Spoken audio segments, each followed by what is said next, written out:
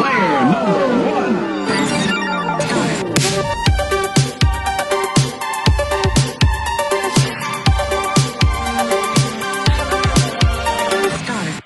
Welcome to Season 4, Episode 8 of Press Any Button to Continue. My name's Keith and I'm joined by my nostalgic, loving life partner, Nisha. Well, call me Diddy Kong and smash my donkey, because today we have a very special guest. Some say they squashed their entire completed set of amiibos into the depravity cavity to prove a point, and let me tell you, they did. Others say their video game magazine collection is the best in the world, except for those pages that are stuck together in the back. Talk about splatooning. This guest arguably has one of the greatest Nintendo collections in the world. From Game Boy to Playboy, this frisky collector knows how to one-up my mushroom. He's a skater boy that said see you later boy. But we got him here today for a very special episode of Press Any Button to Continue. Please welcome Retrokong, aka Harry, to talk all things video game magazines and probably collecting in general. Whoop. Absolutely deadly. Like, as Nisha says, like, every time I listen to it, I think they're so good, but actually witnessing it like this is crazy. Whole different experience. That was great. And when it's about you as well. When it's about you. Yeah, you get the feels, right? You really get the feels with it. So, how are you feeling, Harry? How are you feeling about being on the podcast today and talking video game magazines and probably a whole lot of other retro good stuff? Yeah, I'm pretty hyped. I speak about games like a lot, so actually talking about magazines in particular is like a really cool like thing to get to talk about. It's like a kink, right? It's like you're getting into that like real niche kink where it's like, I get to talk video games, but video game magazines is what gets me on. That's the real stuff, right? Like, because I feel like it's like an underappreciated area of collecting. Like, everyone collects like amiibos and games and like sealed stuff and like plushies and stuff, but nobody seems to collect magazines, or not very many people do. And they're great, right? Like, I just want to gush about them, so it's good to get the chance and to you want to gush on them too. I know. Yes, exactly. You know it. So for the listeners, Harry, me and Keith know you many years, but for the listeners who might not know you, what's your kind of background with video games? Well, kind of when did you get into gaming? Give us a little bit of a history if you're okay to do so. Yeah, sure. So I started gaming when I was 4, very similar to you, Nisha. My uncle bought me an NES for Christmas with Super Mario Bros. And then me and my dad spent all day on Christmas Day playing Super Mario Brothers, and my mum was not very happy because we like skipped dinner, we skipped everything, we just sat and played Mario all day. So that was like my start. And then growing up, my dad was like a boot sale guy, so like he just sold on boot sales, and he sold video games like constantly. That was the whole stall was video games. No way. So he was basically always bringing stuff home for me to test. But I never got to hang on to stuff for long, right? Because it was like, oh, you got to test this massive box of games. So I'd test like one of everything, but I could never actually like keep stuff, or very rarely, unless I really loved something.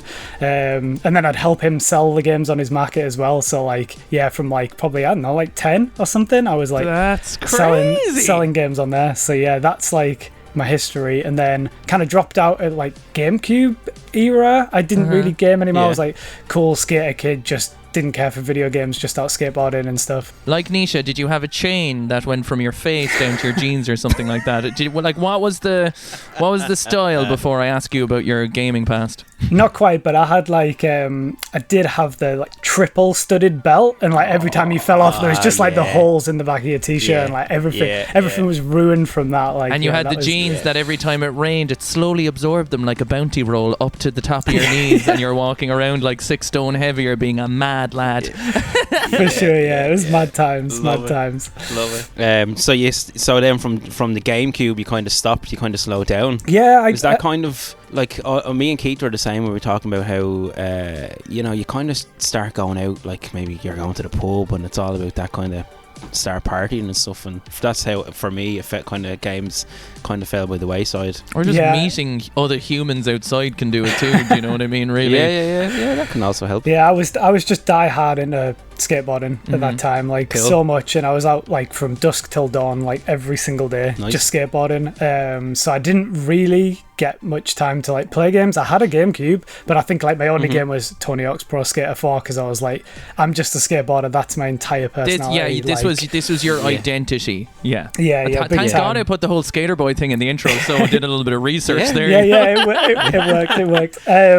So yeah, and then until like the Wii era, like I didn't really touch games at all through that like GameCube period. So yeah, and then the Wii reignited my passion. It's such a cool, like, you know, from the beginnings of the fact that you were testing out all those games is such an incredible gaming education from such a young age, where you can get your hands on all these different games. And the fact you also had that experience with your dad, and, you know, it's very core family, because I think like a lot of memories when we talk about, you know, like Nisha, we would have talked about, you know, the Christmas memories, and we talk about the birthdays, and when those core memories that you're talking about, Harry, now. And it's like, I think that's sometimes what brings you back, right? Like, you know, you go to your skater boy and you have the core identity, and it's like, I'm cool as fuck.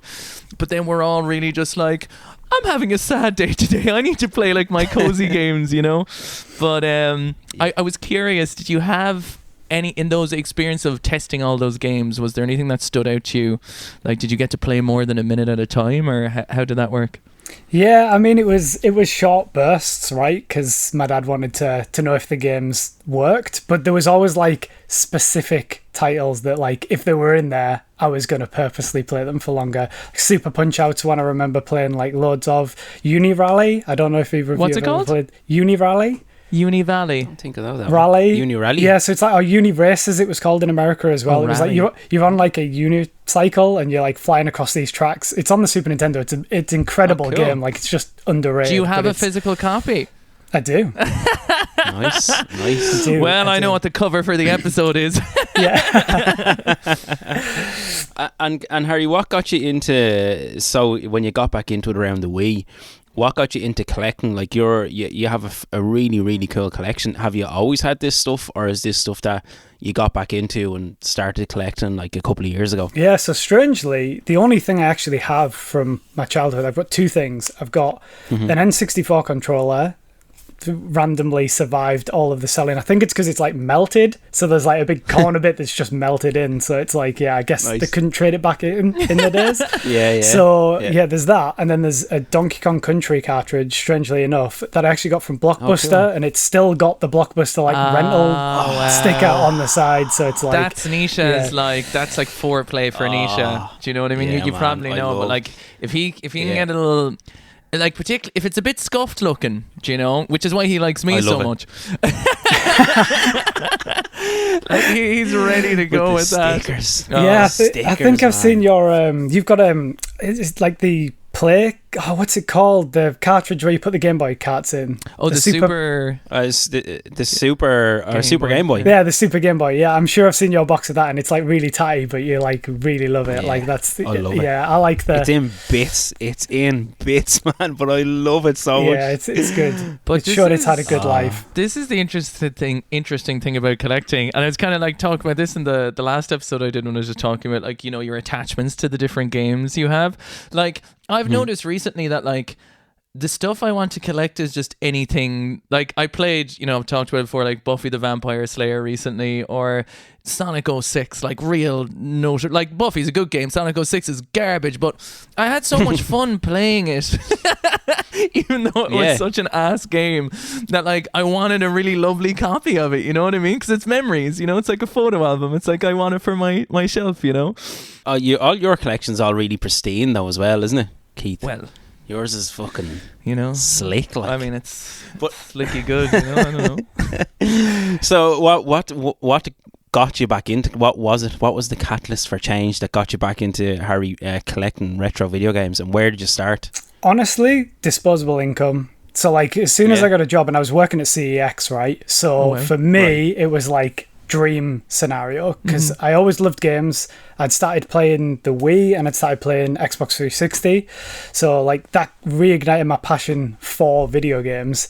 And then having money from my job and also working around video games was like win-win, right? So Yeah. I could just buy whatever I wanted from the shop. I got discount as well, which was great. And also, we didn't trade in retro games at the time, so any customers who came in and had like a massive box of N64 stuff, they'd be like, oh, do you buy these? And we were like, no. But I was like, I'll buy them. So I'd just meet them outside like 5 minutes later, give them 20 quid, and I'm walking back in with this Fucking huge gamer box. drug dealer, like, he's like, yeah, give me the hit, baby.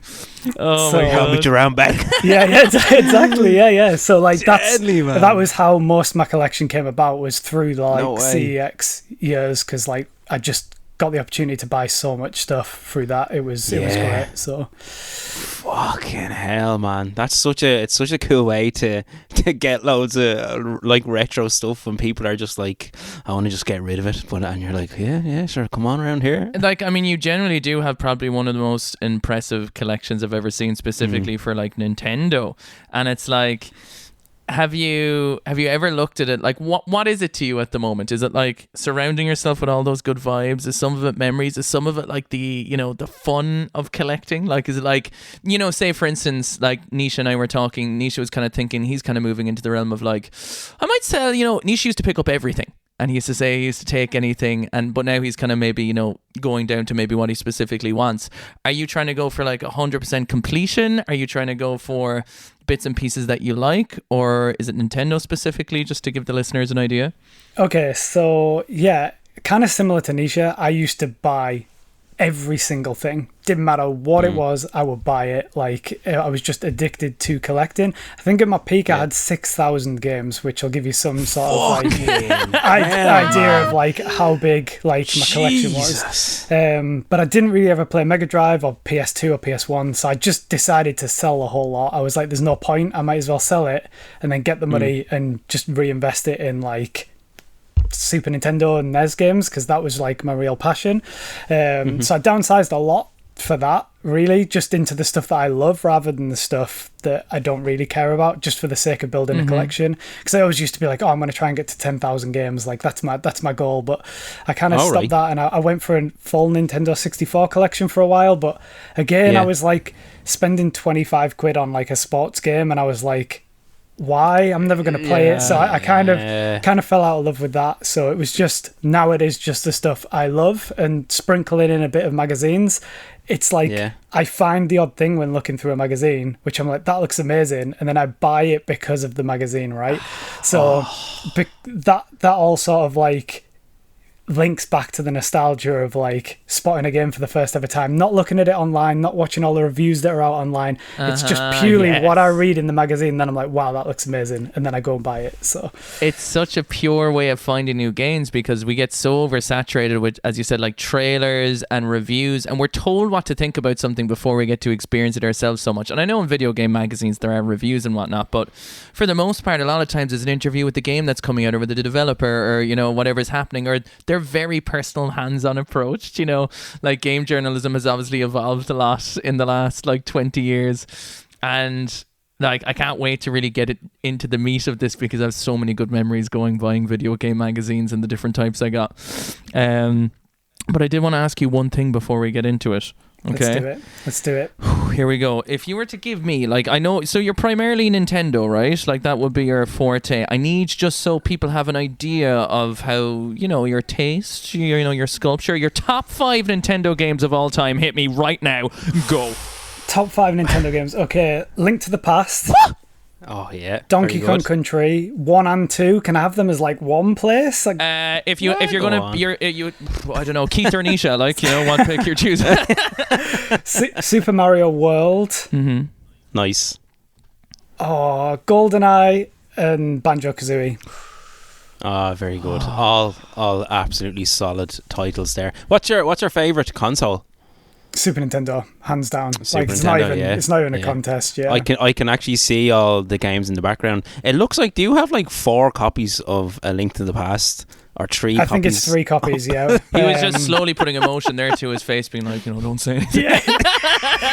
One of them's actually signed by Miyamoto as well. Which is pretty cool. Well, yeah, which is pretty cool. Yeah. How did you manage to get that? I actually bought it on eBay. Cool. Like years and years ago. I think I paid like 270 quid for it or something, which is probably good. I don't know. Like, it seemed good at the time. Once you're happy with it, that's all that matters. He had photos of himself with Miyamoto at HMV in London back like years ago. Cool. So like I knew it was legitimate because he had like a paper trail kind of thing.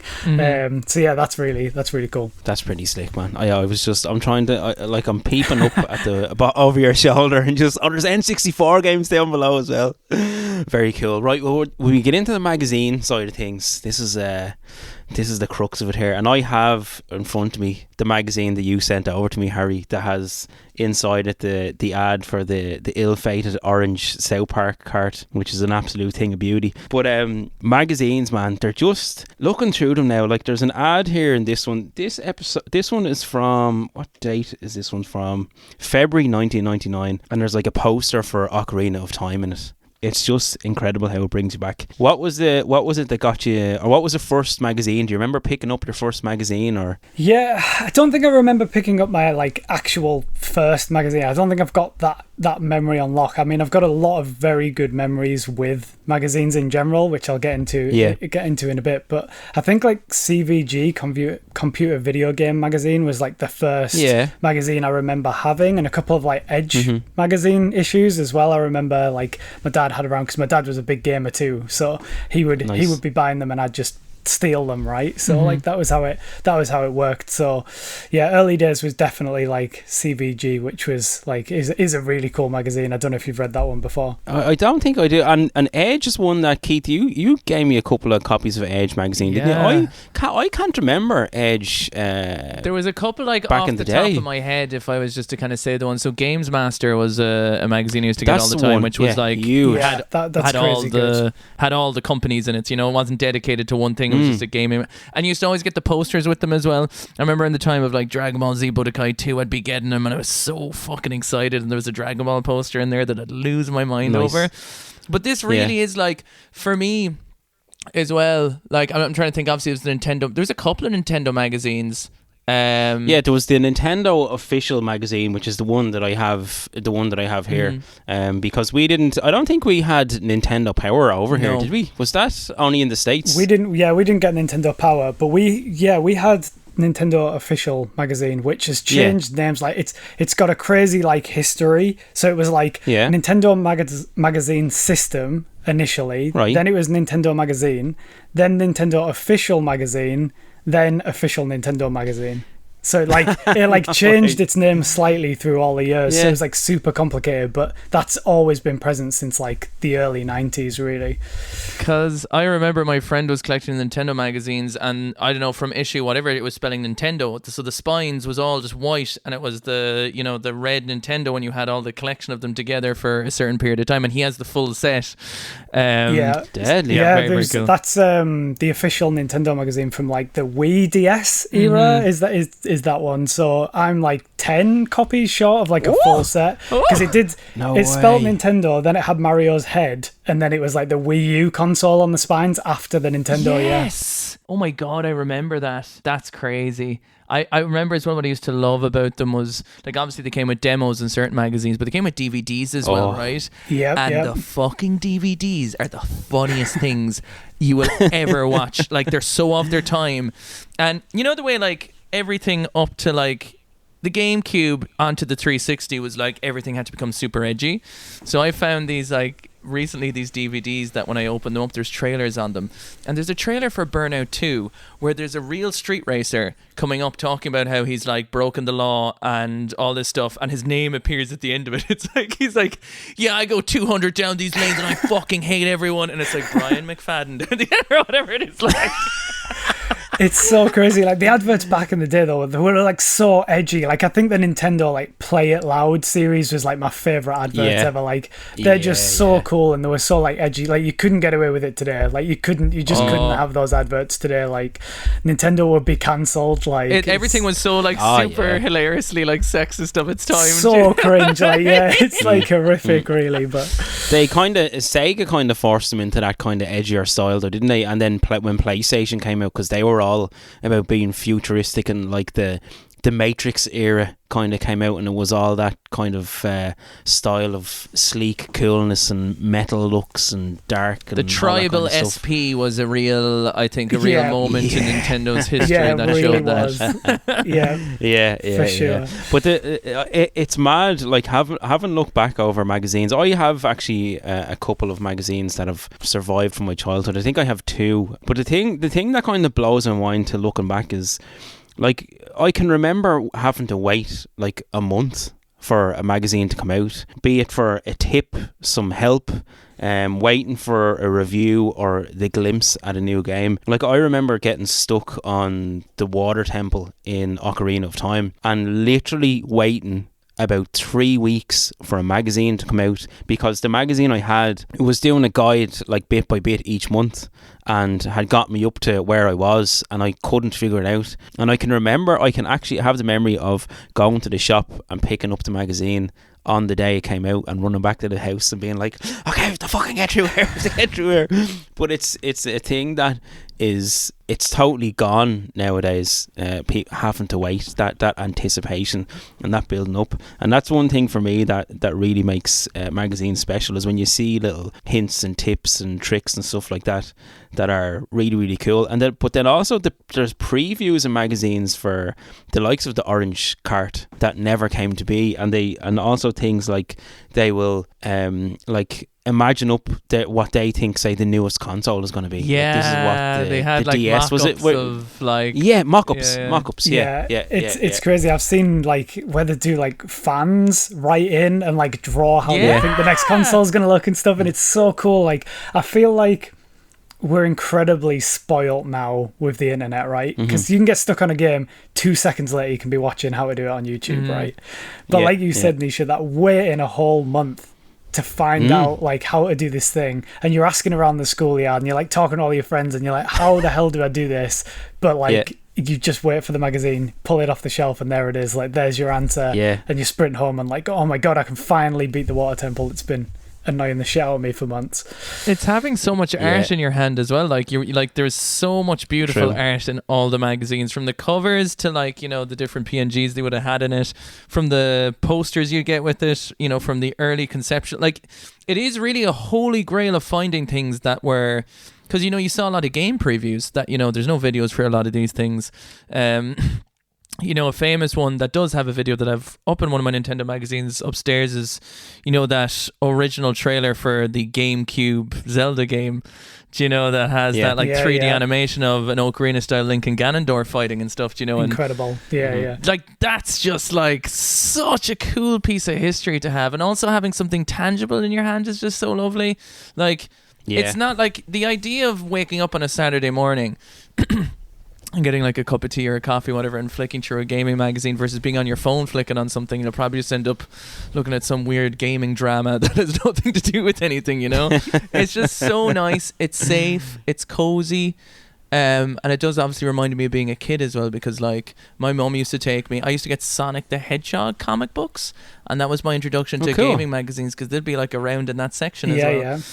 And like, I have hundreds and hundreds of them upstairs that I might actually run up and grab some in a bit just to have a look. But absolutely. And also then there was an age where like I was like, Mother, I would like the wrestling. I've no interest in wrestling, but like there would be a big boobed wrestling lady on the PlayStation magazine. I'm like, I would have that one, please. And I'd skim to the back and I'd be like typing in like, to get your like 140p sexy babe JPEG on your phone. Oh my god, yeah. And the text for the ringtones and all that kind of stuff. Like, it's crazy. That shit was crazy, man. I remember there was like loads of, no wonder why I had a crush on Sarah Michelle Gellar when I was growing up. There was loads of like Buffy stuff on the back of it, like that I'm pretty sure her head was superimposed on in fucking crazy shit back then. Yeah, Buffy and Crazy Frog just flying around everywhere. Like, oh man.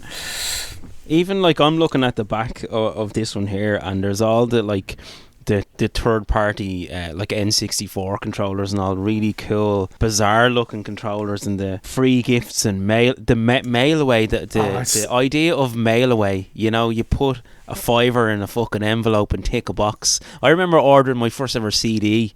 I ordered the No Doubt album, and from the back of a magazine, and I posted actual cash money in an envelope and sent it away, and then the CD arrived a couple of weeks later. Like, you can't even fathom it now, can you? Like, you can't imagine that world where like you had to write in and wait for things. Like, we don't have any patience anymore, right? We want it like instantly. It's all like, it's got to be like, I want it in my veins right now. Like, everything has to be instant, like constantly. That's such a huge thing, for sure, because it's like, even with the game magazines, you'd read it cover to cover because you were waiting that time, and so you'd expand your taste. You'd be learning about new things that you wouldn't naturally gravitate towards. 100%. Where now it's just like, oh, I don't think this even looks slightly interesting, so I'll just do something else, you know? There's so many gems you could be missing out on. Yeah, it's the same with games, right? It's that same thing. I think you've mentioned it a couple of times where that was all you had back in the day. So you would just play it and play it and play it. And if you didn't like it, you'd sort of put up with it and eventually learn to love it, right? Rather than just going, oh, this is crap, and just throwing it away, right? So, it's character building. It's giving you tenacity to,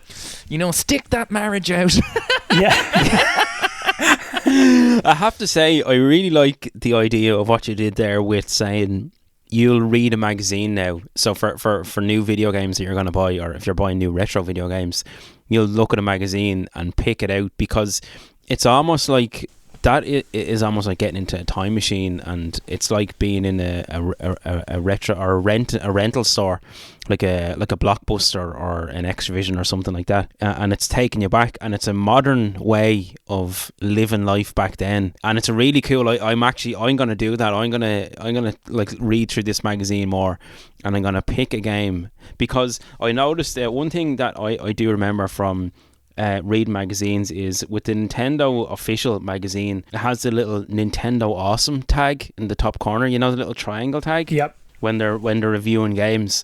And I'm gonna pick, because when Keith got me onto Dragon Ball Z, and I started watching Dragon Ball Z, and obviously there's hundreds of episodes, and I could just go online and stream it and go through it all, but I was like, I'm gonna do it an old school way of buying a season on DVD and physical media, watching it, then buying it online, waiting like a week or whatever to come back. So what you're doing with the magazines and buying new games is, it's retro to the core of retro gaming. 100%. Because you're literally reading the magazine. 100%. And it's a really interesting way. Yeah, I've gone back to like analog with like quite a lot of things. Like I watch a lot of movies on VHS. I used film for photography a lot of the time as well. Cool. So it's just like going back to that stuff like just takes me back to being younger, and it's like it's going back to patience. It's like it teaches you a lot of patience. You've got to rewind your VHSs. You've got to load your film into your camera. You've got to scrape through the magazine to find the game that you might like. Like that patience thing's like, it's a good lesson to learn, I think. That's the thing that comes into my head, is the idea of delayed gratification, right? Because it's this thing that it's like, you know, as you said, when you have everything that you want at your fingertips, and obviously, you know, we talked about retro rentals before, where we talked about the experience of going to the video store and renting, and you know, we're talking about video game magazines where you're looking at something, there's a precursor to something, there's an excitement to something, there's a build up to something, there's anticipation to something, and no matter what that ends up being, you're on an experience that's tangible. You know, you're wondering what it could be, there's a fantasy about it, there's everything. But now, as you said, it's like, the game launches today, and it's like, and you can it's already downloaded for you, and you can't delete it. It's like, you know what I mean? Yeah. It's already completed for you on your console. And go the check it sequel out. is here now. Yeah. That's what it's like, though.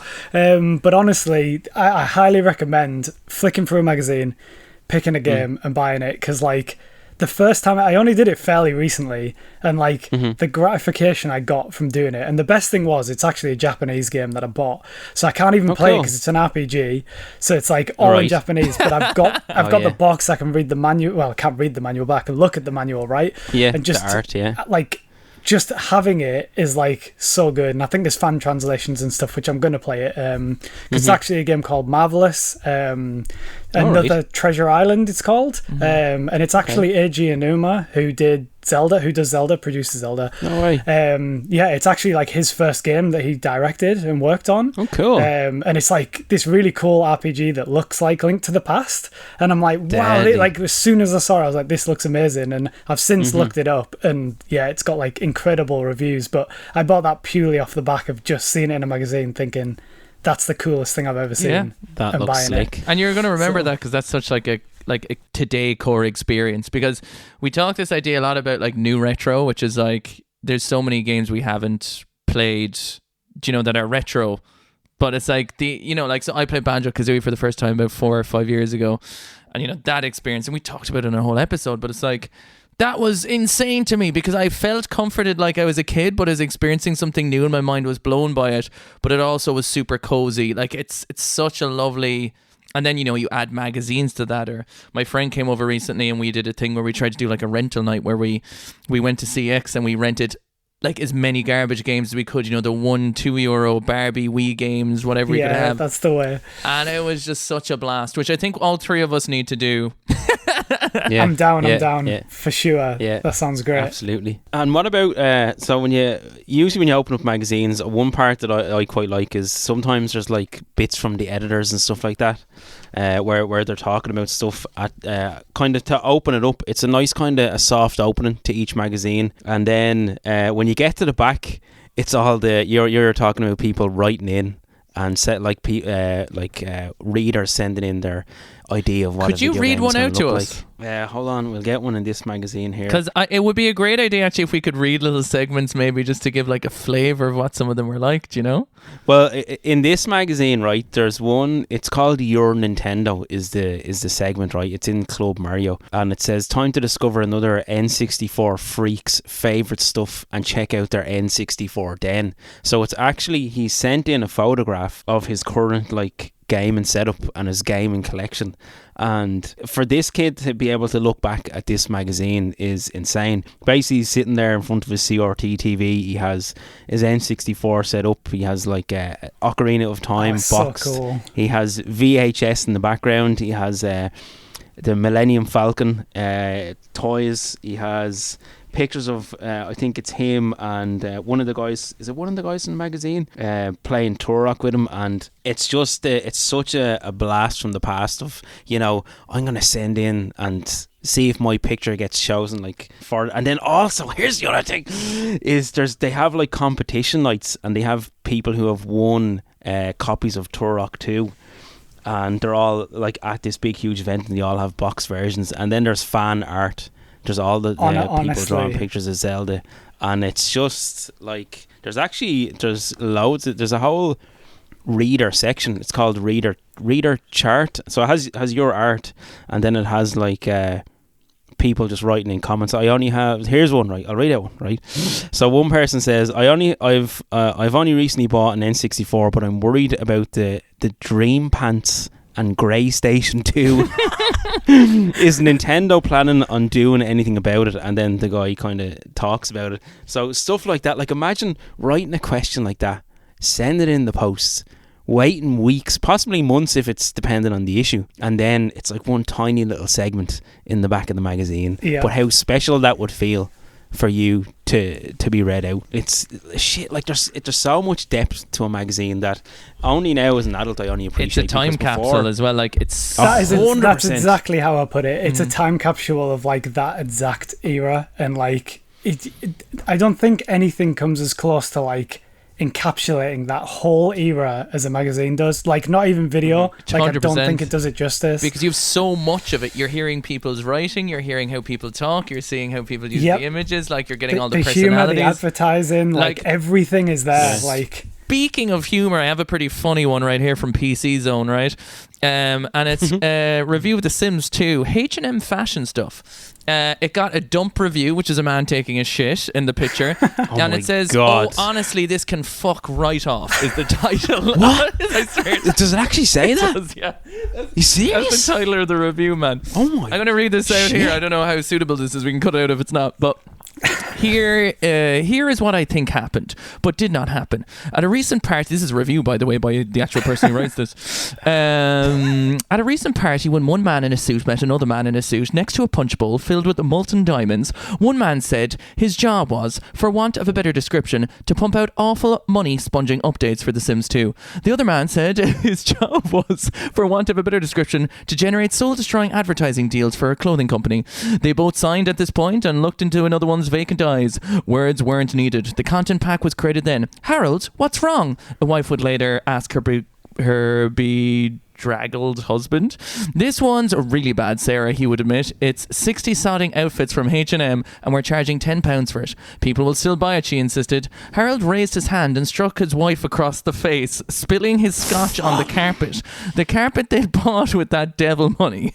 He knew she was right, but he hated that and had both become. She hadn't sailed in 7 years. Maybe he should go sailing again. Those were the last random thoughts his suffering brain delivered to him as, oh my God, this gets so dark.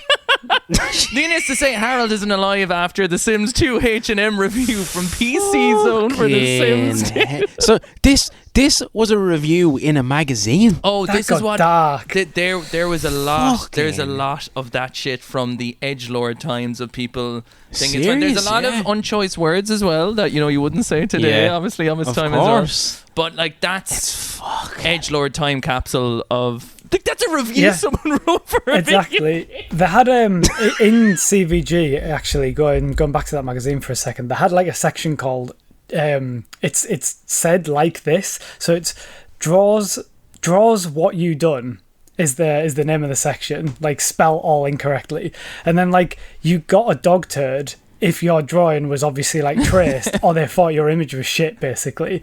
So like they were just like Jesus. really, really harsh on these people, like just giving them Yeah, like an yeah. actual shit for their like drawing. But like all that stuff's like super cool because you see what people drew, what people were into. Like you see Yeah. when you knew when Final Fantasy VII was out because like all the drawings were just Final Sure. Fantasy VII characters and stuff. So it was like, yeah, it's just Time Capsule is the perfect way to put it across because the classified ads are another thing. Oh man, I can't even look at the Yeah. classified ads because like it Is it- sends me into like sadness because like I read one earlier and it's like this guy's like, want a quick sale? I've got a Super Nintendo boxed and 10 games with a scope, 90 quid. Yeah, and you're And I'm like, oh man, I would just Ring him, love. Harry, quick, ring him.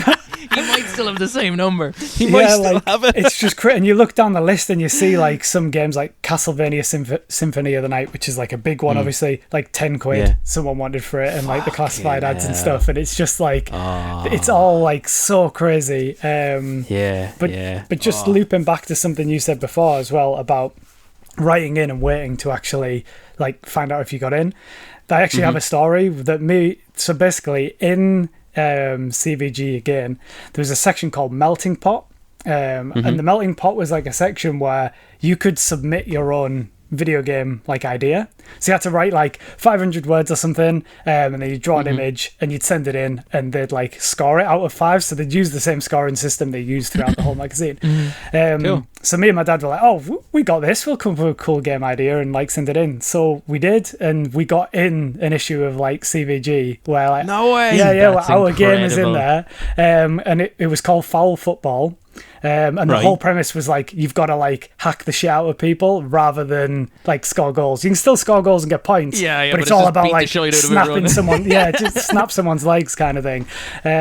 So yeah, we got this whole write up, and like I've got the magazine. But what's Daddy. extra cool, right, is I've got all the writing that my dad did for it as well on the paper, like all the proofwrites before. Wow. Oh, Like yeah. all like packed in this envelope, and then it's got like a drawing from like 10-year-old me, like of this like foul football thing, incredible. which is really cool. Like I'll have to grab it. I've like just got it behind me. Dude, So depending I'll have depending to if you're grab it. happy with it, you must send it over to us. There might be something really cool to use as like an image, even if it's just like the photo you drew or something, in the Yeah, magazine. for sure. That's absolutely That's very special. It's so special. It's such a lovely memory, and it's just like there's that again, like like do you ever get a handwritten letter and you're like, this is the most thoughtful fucking thing that's ever fucking, when you're like, it doesn't happen anymore. Like someone could literally write like a letter to me that says fuck off, and I'm like, I'll treasure this for the rest of my life because someone wrote it down. Do you know what I mean? It's so much more emotional, It is, Yeah. it is. But it's the same thing, right? It's all that like analog way of doing things. Like rather than just sending the text message, it's all like harkens Human, back I to that, suppose. Like it yeah. feels more human because it's like it's done by someone's hand, quite literally. Do you know? We are in the digital age, right? So like all of that Yeah. is lost, and that's why again going back to magazines. But I just love them so much because it just feels more personal, right? Like it almost feels like Yeah. you're having a conversation with that person, or you're like it's just more in depth when you're reading it in a physical magazine. And even when I was reading that horrendous Sims 2 review, you got a very strong idea of the personality of the person who was writing that. You know what I mean? Like, for better or for worse, like that came across in spades. Do you know what I think about them though? They're a real escape because like most people are guilty of doom scrolling on their phone and just getting lost for videos and videos and posts on social media. When I look at a magazine, I'm totally taken out of everything. and there's a sense of calm when reading a magazine that, social media is like just blast you in the face, and the internet blasts you in the face, whereas with a magazine, I don't know if it's because it's in your hand, you can feel it, it's all imagery, and I don't know what it is, but I get a sense of like chillness and calmness. And I feel like the reason why, there's like Retro Gamer Mag as well, which is a modern retro video game magazine, and there's other ones. I think people have that longing for that style of life now. I feel like it's why things are coming back. Like, I noticed the X-Men 97 is on Disney Plus at the moment now, and it's the old school cartoon. And the way even a lot of, say, toy companies are re-releasing toys like Teenage Mutant Ninja Turtles, they're re-releasing the toys, but it's like the 90s. It's the exact same packaging as the 90s. Yeah. It's people are longing for simpler times, because we have everything at the click of a button now, and I think people are kind of, well, I personally, and it's like you're talking about the taking your time to look in a magazine and buy a video game. I long for that simpler way of living and the calmness of it all. And I feel like magazines just were such a huge part of pre-internet days. But because that's so while it's on my head, the thing that cuts into me is we were never meant to, like, our brains were never meant to absorb the entire world's problems all at once, all the time. Do you know what I mean? Mm-hmm. So like anytime you go on your phone, there's going to be an unconscious amount of anxiety anyway, because you're going to read some post that's like, this is happening in this country, this is happening in this country, and even at a very smaller level, it's like, I think you're shit if you like PlayStation, I think you're shit if, you know what I mean? There's so much crap, right, that I hate, and like, you're physically not supposed to have that. Like, that's just not we were never designed to absorb all that at once, right? Like, and the thing about when I'm on TikTok and I'm doom scrolling, I physically feel ill after it. Like, I literally am like, I feel a little bit nauseous, I feel like my brain is fucked. But if I read a magazine for 5 hours, I wouldn't feel sick after it, you know what I mean? Like, just like, because, it's like you're using a different part of your brain or something, and you're also you're not being bombarded by anything but what you're focused on. It's not like, this is a TikTok video, this is a YouTube thing, 3 people are messaging me, I got 4 emails in the time I was doing this. Like, that's a horrendous experience. 100%. And that's kind of why I came away from Instagram, and that's why I've kind of drifted off social media a lot, because it was just too much. It's too intense. Like you say, you're consuming so much information. There's so much going on. Everyone wants to speak to you. There's so much drama and gossip and like hate. It just wasn't like worth it anymore. And like, I really found solace in like magazines and like analog stuff. So like every Sunday I tend to like start the day with like reading a magazine cover to cover. I stick Pokemon on, like always Pokemon, and just sit and read the magazine, watch Pokemon, and like it just sort of like, it's like a stress relief, and like you really, really go back to that time because you see all the toys, you see all the adverts, everything, and it just like, it really pulls on the heartstrings, or for me at least it does. No, totally. Also, I feel like you're going at your own pace with a magazine, whereas with the internet, it's like you're sitting on a rail and you're just being dragged along. Whereas when you're looking at a magazine, you're just kind of, first of all, you might just flick through it and you're kind of just glancing over, but you're doing it in your own way, and you're not being brought along. You're the one that's kind of in control of what you're consuming, and it gives you a bit more of a calmer way of experiencing what you're experiencing, all the artwork and stuff. Like, there's still a huge amount of information in there, but you're doing it at your rate and you're going at your rate, and I feel like that's why it adds to the kind of calmer experience as opposed to reading articles on the internet, Now look, I love the internet, I use it all the time, we're using the internet to talk now, it's great, but I think when you can go back to these pieces of history, it's just really fucking cool. And like you said, it being a time capsule and taking you back is just something special and nostalgic and beautiful. Yeah, it is. It's like the colours and everything in there, and like it just sort of, it's all very like comforting from like, I don't know if it's just nostalgia either. Like I sometimes think like, do I just enjoy this because I grew up playing all of these video games and it's so special to me? But I don't know, I think there's just something special about written work. Like, I just think it's very special because you get a lot of personality from people, more so than you do online, because I feel like online people usually have a persona, right?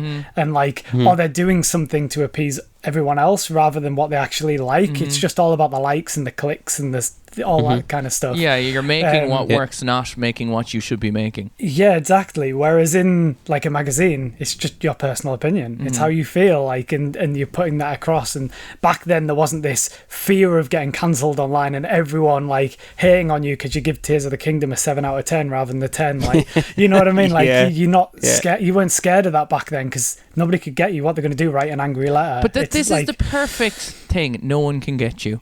Right, that is probably the best way to sum something up when you're not like connected to literally every country and every human and every possible account at once. Right, like, because again, you know, like, you're sitting down, and I do think it's more than just nostalgia. And I do think going back to things you had as a kid is not just like trying to stay safe in your inner child and work with that. I think it is about actually just being with yourself. Like, do you know what I mean? It's giving you an opportunity to be with yourself and to actually like focus on something that's comforting to you. And while it offers a distraction, it's also almost healing. You know what I mean? It's almost healing from the opposite of what's happening like in the bombardment of internet. You know, that's what analog provides a little bit, you know, that delayed gratification, or, you know, going out with a friend and getting these games and playing them, or looking at a video game magazine and then be like, I want to follow that up, you know? You're not bombarded by 50 million other things, and you can have space to breathe. Do you know? Absolutely. And so with regards to, you mentioned like videos and VHS and like going to analog and even using film in your cameras and stuff. What's your favourite media? Is it VHS? Is it DVDs? Is it video games? Is it magazines? Is it photography? What's your... Because you're an incredible photographer, Harvey. We haven't even gone into this yet, that you're fucking like...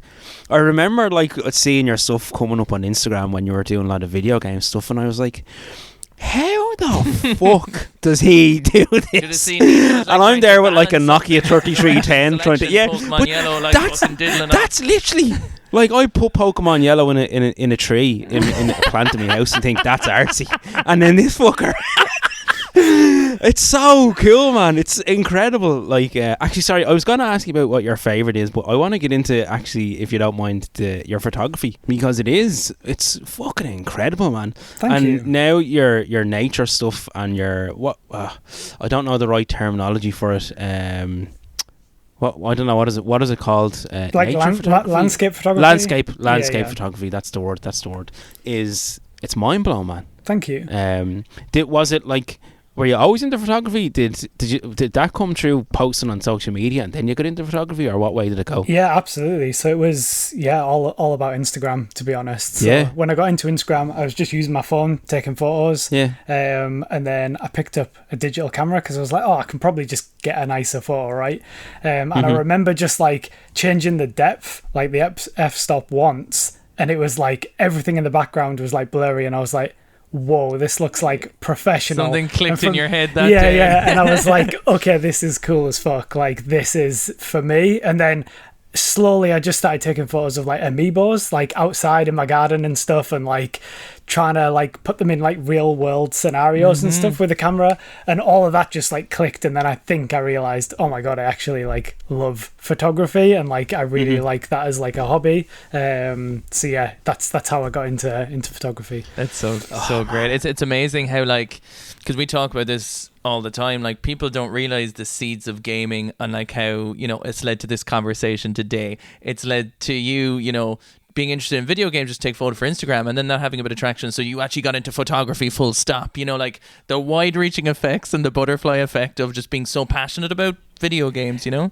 It really is crazy. I think like my whole life has evolved around video games in like some weird crazy way, and it's so like I can't even believe it now, because I actually work in video games as well. So I work in video games. I take photos for video game companies, like I talk about video games all day, I play video games. Like, it's so strange that my whole life is like encapsulated by it. It's a bit of a dream, like, you know what I mean? It is. Like, I can never ever believe it. And yeah, like little 4-year-old Harry had no idea that just like playing Super Mario Bros for the first time was gonna like pretty much set the course for his entire life. Like, it's nuts. It's and Keith, it's the same with you doing videos of, what was the K, and what was the TV show you and your friend made when you were kids? Keith and Richard, the video game was like arcade consoles. Arcade consoles. Is that where Like- we had like video Yeah, reviews yeah. and stuff, and I used to have. It was primarily me, and I think it was more the idea, but I just ended up recording them myself. But we had the conceptual of the idea, and there's videos of me doing like reviews for Resident Evil 4 in front of the camera. Oh, and sorry, what you're talking about is when we recorded. So we set up. I had a little mini tape camcorder when I was like 12 or 13, and we recorded a whole playthrough of Resident Evil 4. That we still have some of the tapes of at the time, which is just a camera in front of a CRT, curtains closed, the light shining in my kid bedroom, and us just like talking shite, and which is like a very early stream, you know what I mean, which is kind of weird in its own way. Yeah. But yeah. like, But it's doing stuff like that, and now it's your job. And the same with yourself, Harry, like playing Mario, and now it's your job. That's crazy. You're living the dream, and it's so cool to see.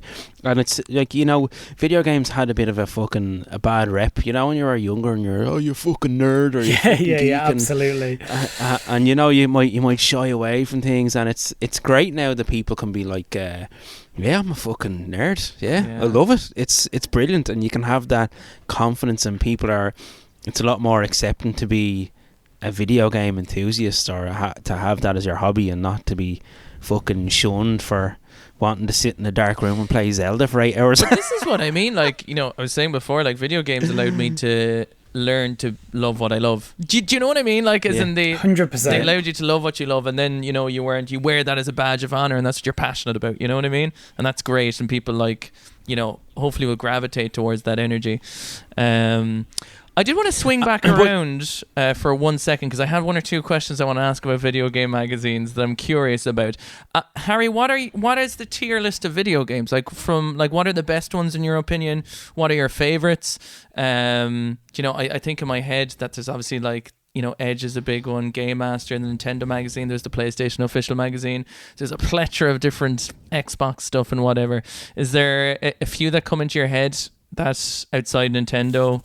Yeah, official? so favorite magazines, my absolute number one is Nintendo 64 magazine. That is like hands down my favorite. Just the cover art is like incredible. I just love that magazine so much. I had it as a kid, just everything about it, the way it's written. Like there was less of like the edgy adverts, but it was still super cool to read. Their reviews were just the best. Like it's just, that is a very special magazine to me. And strangely, I've been hunting one last copy that I've been missing for the full set, and it just one, and it actually turned up today, which is really so strange. Like, yes, I've just finished the N64 magazine full set, which is really cool. Is that emotional? That's like so cool. Like really, really emotional. Yeah, because like I've been waiting. I think it's like 6 months ago. I needed one more, and I've looked every day on eBay.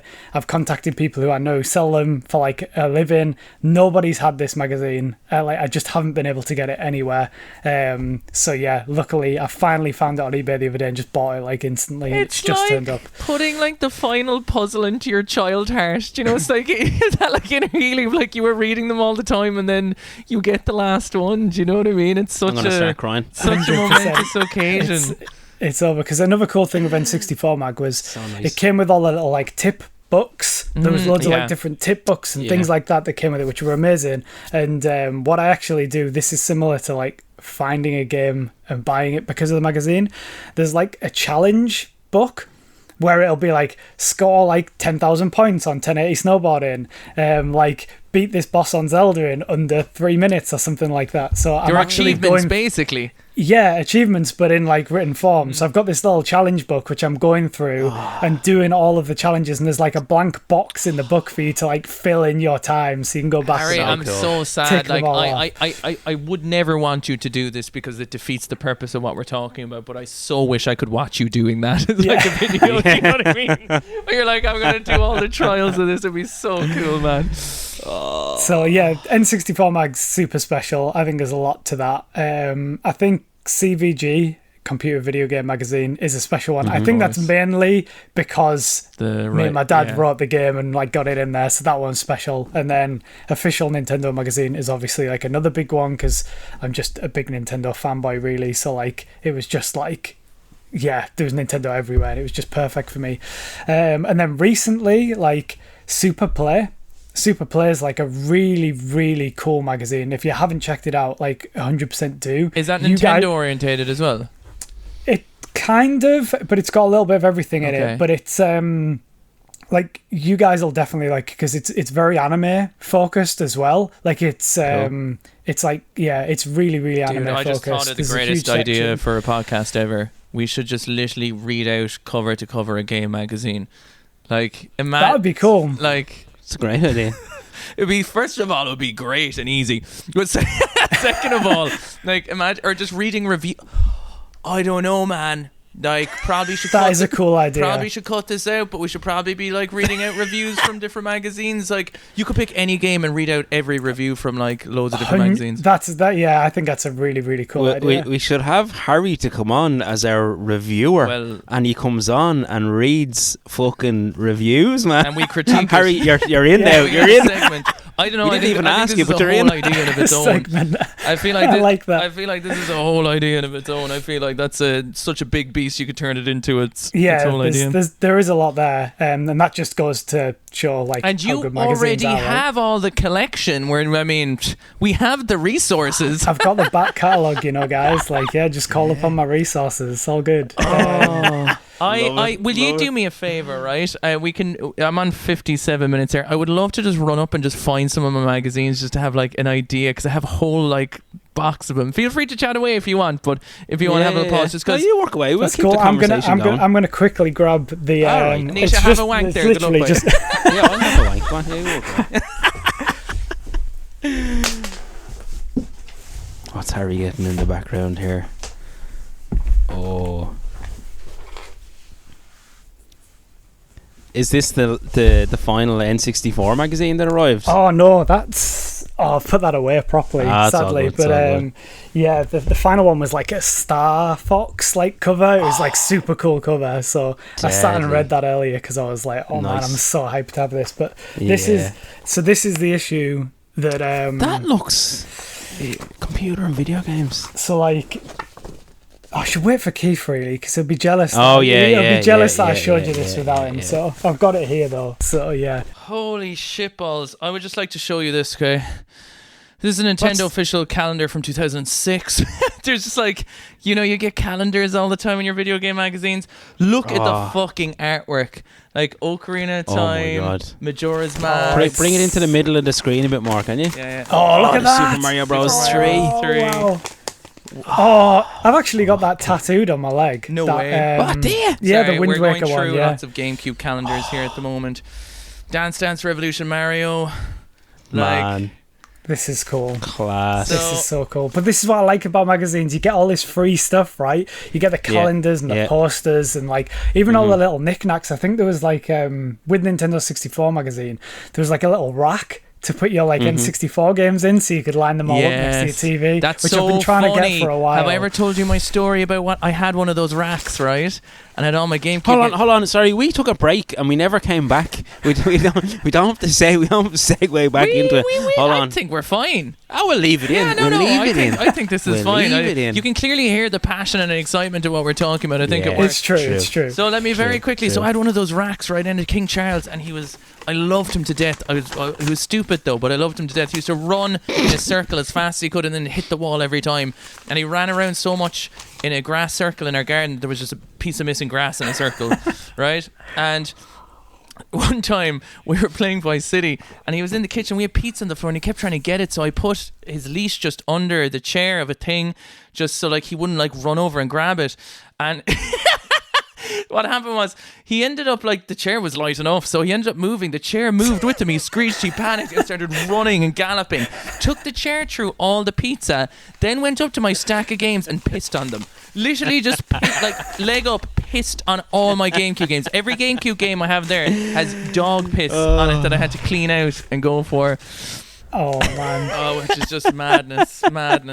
So I've got I've got my magazine here that's got this melting pot section in, which was where me and my dad wrote into the magazine. I will preface this by saying my dad didn't credit me, which is kind of shocking. If you listen to this, Dad, it's disappointing. Yeah, I'm assuming that's fair enough. Yeah. So like this is the segment here, foul football. So that is our game. You can see like John Knott is like the name on that there. picture looks like a legit fucking like screenshot of the video game. So like that's in the magazine, and then like this is the actual like image that my dad drew. Wow, that is like so to go cool. Can you just hold it up there, because I just want to explain it to people, because obviously we're getting a bit excited. So in the magazine, obviously, so there's a sketch of a guy kicking another guy's leg as the other guy is kicking a ball into a goal, and it's like a blueprint, and it's like cells for game design that obviously went into the magazine, and Harry has the magazine with the picture of it, but has the original drawing as well that's from the magazine, which is insane. And then there's my little 10-year-old Harry's drawing, which sadly didn't make it into the magazine. It almost looks like Conker from Conker's Bad Fur Day. Yes, it has a snarky design. I can see the skater boy coming into you. Do you know what I mean? Yeah, very cool. But yeah, like there's... What magazines have you got there, Keith, in the stack? I have Game Master Christmas Edition with Shadow the Hedgehog on the front from the... What was Game Master... The magazine and the TV show, are they connected? Or it was Games Master? They were Game Master since 1993, it says on the top of it, and it has that logo. So if that's the logo of the show, maybe. I don't... Yeah, that's what I'm trying to think. Is that the logo of the show, or... Is it? Are they separate entities, or are they connected somehow? You'd imagine they'd have been. Now, I think they're separate. I believe. Oh really? I think they just named the TV show like after the magazine. Is how I think it went. Anyway, right, yeah. This is pretty funny then as well. I have Tex UK Mobile Gamer, right, and we have Brit Chicks, we have Strip Me, we have Car Sex Kama Sutra, we have Leisure Shoot Larry, we have Mobile Pet. That seems pretty benign, to be honest. We have X Poker, X Solitaire. What are these text video games you can buy or something? Oh yeah, I remember those. Those. This is the wank material of days gone by, Nisha. This is like the tiny JPEGs you'd have on in. I have an ad for UMD movies for the PSP with Mr. and Mrs. Smith in them. Do you know? It's just very cool. That's so cool. But yeah, that's like an original Games Master. Look at that. Oh wow, that's an old boy. Like 94, and then Super plays this one. As you can see, it's like much more like a Japanese. Wow, I saw you had that. I saw you had that earlier on. That says Zelda 3 on it. Yeah, that was Link to the Past. So basically, right. Was it initially at the time they just called it Zelda 3? Yeah. There was this magazine as well. I've never seen that artwork before. Called Cube, which was like a GameCube dedicated magazine for the period of time that would have been on them too. There was always this. I had this on my wall, which was for Donkey Konga. There was a hilarious ad where it's like your hand is red raw from smacking your Congos on it. I had PSM was a magazine for PlayStation. There was another one called Play. A really good one that was like Edge was called Games TM. Have you ever heard of that? Yeah, I remember Games TM. Yeah, they had the covers. Very similar to Edge, wasn't it? Yeah, they had the covers that kind of felt a little bit more classic because they had different textures on them. Do you know, there was like, I don't know how to describe it, but like the characters are a little embroiled, so like they're a little bit extra shine on them, which is really, really cool. Yeah, like there was just so many of them. I Shadow the Hedgehog on the Nintendo official one as well. I think that was the one with, I don't know what was on the back. Yeah, I've got like a Wario one here as well with like a look, it's so cool, right? It's gorgeous. So trippy. His eyes are real trippy. What year? What issue is that? This is November. It just says November. Actually, it's got to have a date on it somewhere. It'll be. Yeah. But like even like the adverts inside. Sorry for the listeners can't see. Oh, look at that! Zombies ate my neighbours. Although just called zombies as well. I think we need to do a. We definitely need to do a whole like new project with game magazines and showing them and read them, because so many people aren't ever. Think about this, right? Even compared to video games, so many people are never going to get to experience these. Like these are not something that are really obtainable for most people, or something that most people aren't having their eye on. Like I have a Pokemon Snap Nintendo one as well. I love it. Honestly, like I said it at the start of the show, but like I think it's such an underappreciated area of collecting. And I must mention, like, I don't know if either of you follow Pablo on Twitter or Instagram. But Pablo, like he massively got me into magazines because he was posting them a lot and talks about them a lot, and that sort of ignited my passion of like, oh, that looks really cool. And like you see nobody talking about magazines, and the more I started picking up and reading them, the more I'm like, wow, this stuff's like, it's just crazy cool. Like look at where the conversations led us, just by like exactly all of these different things, and like you like there's piles and piles and piles of them. Like there's probably more magazines than there is games. It's like on some consoles, like there's just like thousands of them, and it's just like you could talk forever like about all the different articles, all the different things that have said, the classified ads. Like it's just like an endless pool of nostalgia, which is just wonderful. I have our new magazine podcast that the three of us are going to have. It's going to be called Turn Any Page to Continue. There you go.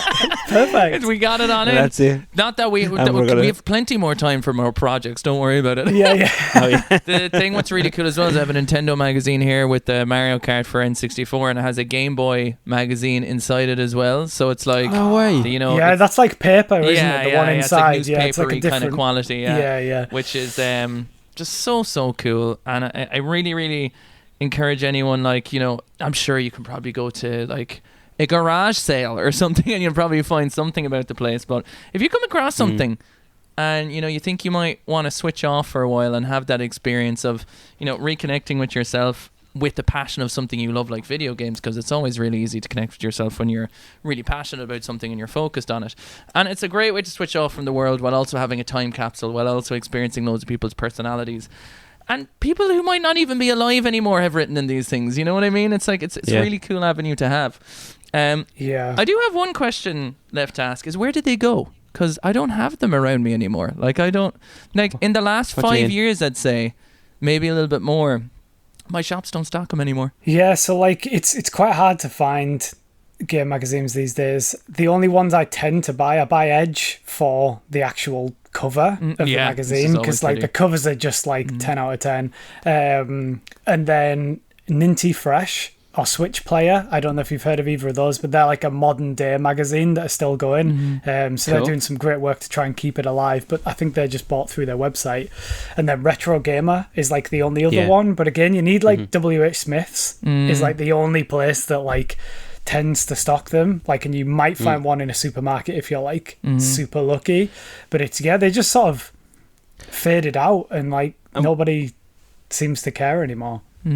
One thing I've noticed is, say the one I have here, the Nintendo official magazine, it's £2.95, whereas now you go in and buy a magazine and it's €17. Yeah, nearly €20 for a magazine. Now I realise this was like print and stuff was a lot more readily available because magazines were the key thing back then, so maybe because it's not as available and it's more of a labour of love for a lot of people, then it might be more expensive. But it's mad the difference in £2.95 to £15 or whatever it is now magazine wise. 100%, especially when you look at the games, because everybody moans about game prices now, but in a lot of these magazines, like I think it was Turok I saw in a magazine earlier, £70. Yeah, you know, this is the thing. This is the thing. Game prices Jesus. are cheap compared to what they were, and obviously compared to what they cost to make them even now.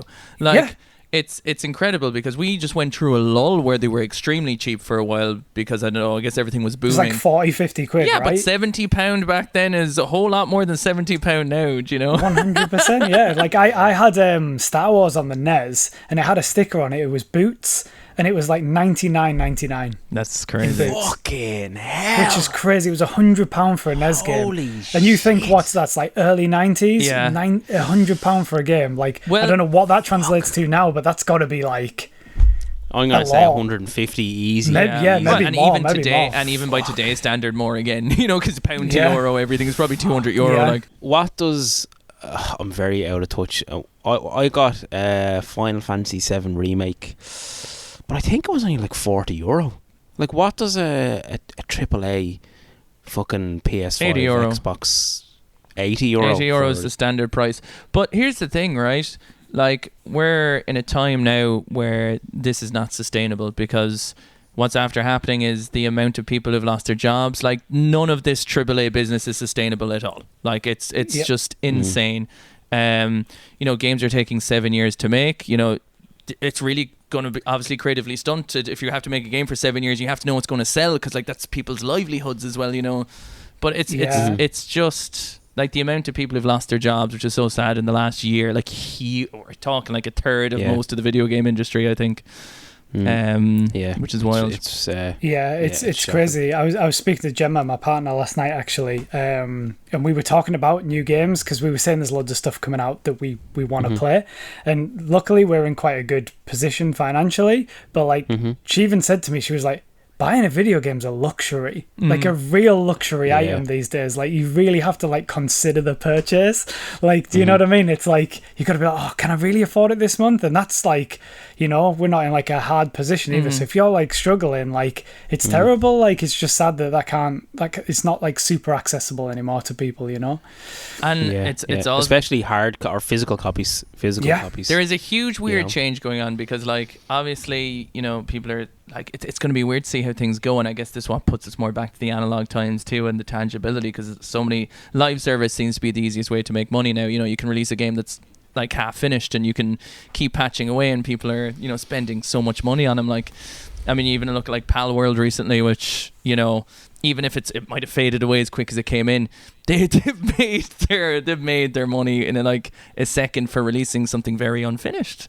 Do you know what I mean? And it's like, then there's people spending 7 years in this polished masterpiece, and they're not even getting return for their investment because of the way prices are for things. It's just kind of crazy. Yeah, it is. It's a crazy time. It really is.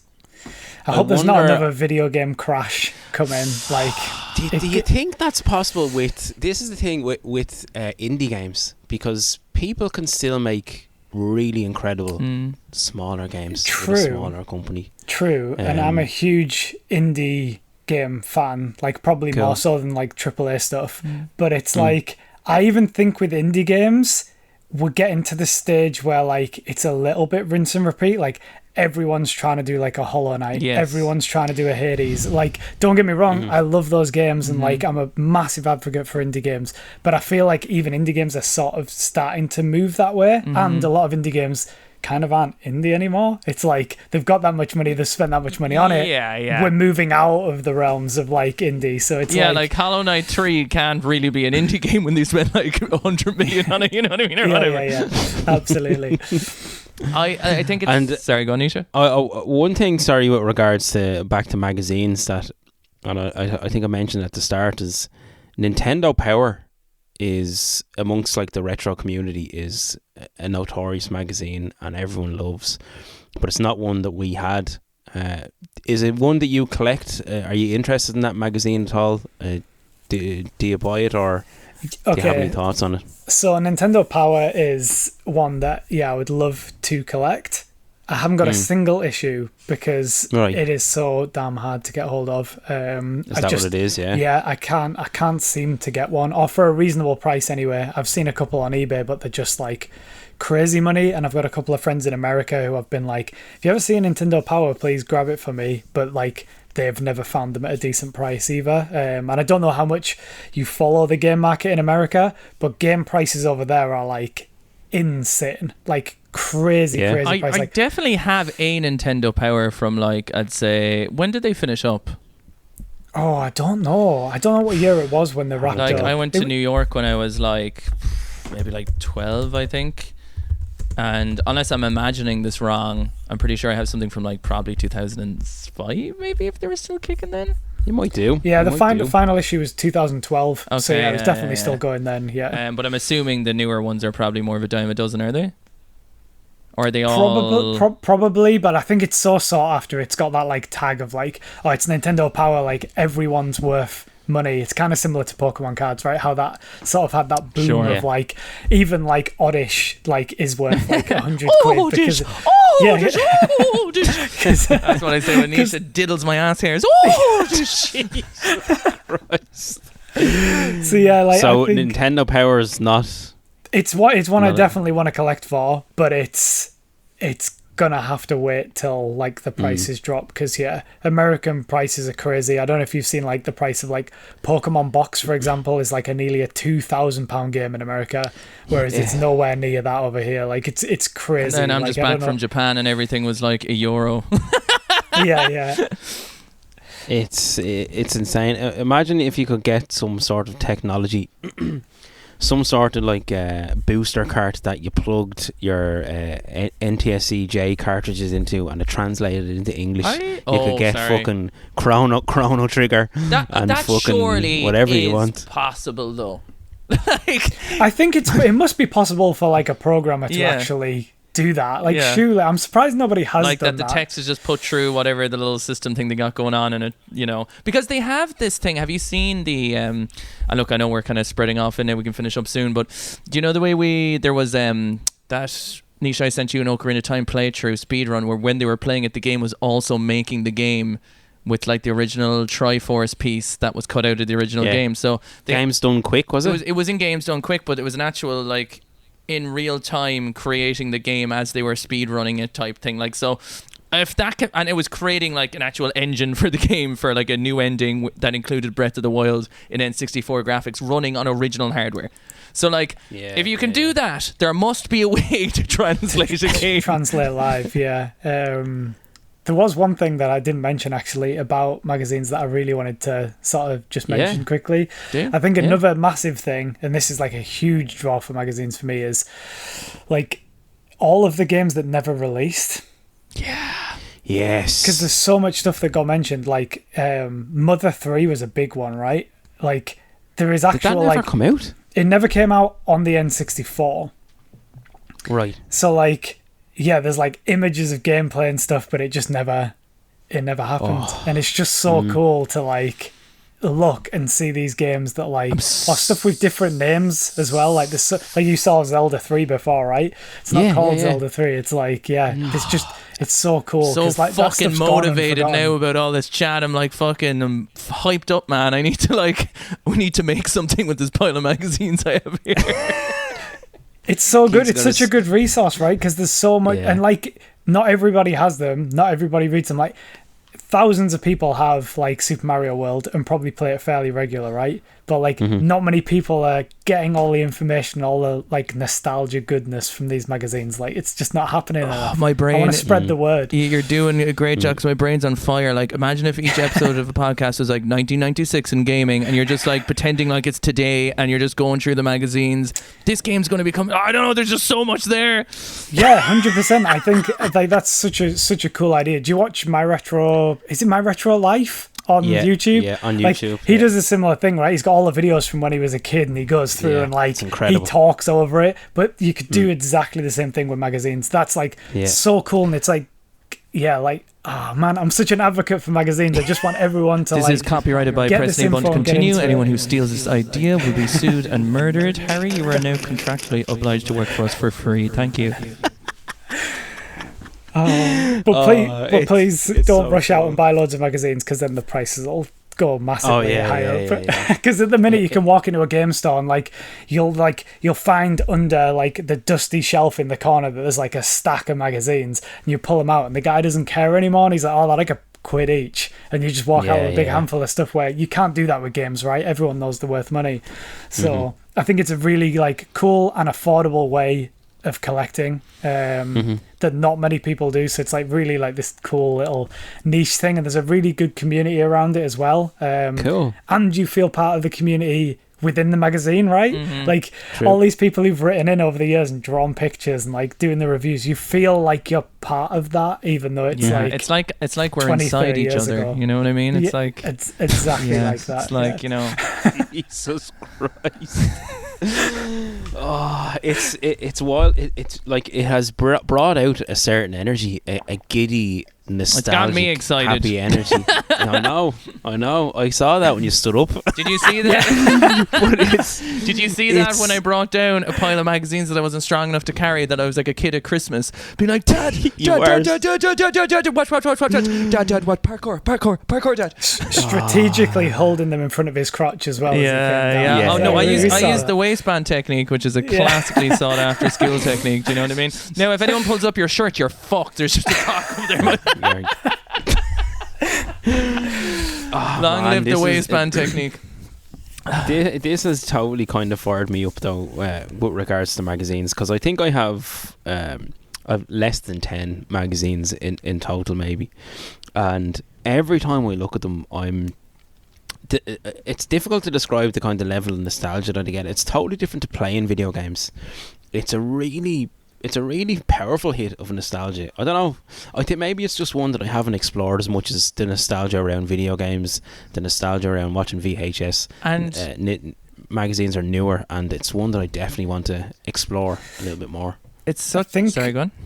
I think one of the things is, like, you've just mentioned it there, Nisha, is like playing games, watching VHS, and it's like we're so used to being in front of a screen, right? Like that's like so in our nature these days is maybe it's not cool if it's not on a screen, but it's like magazines just take you out of that, give you that relaxation, you consume it at your own pace. It's like it's just a totally different like vibe than it is to watching or playing something. As much as I love both of those things too, it's like it is a totally different feeling.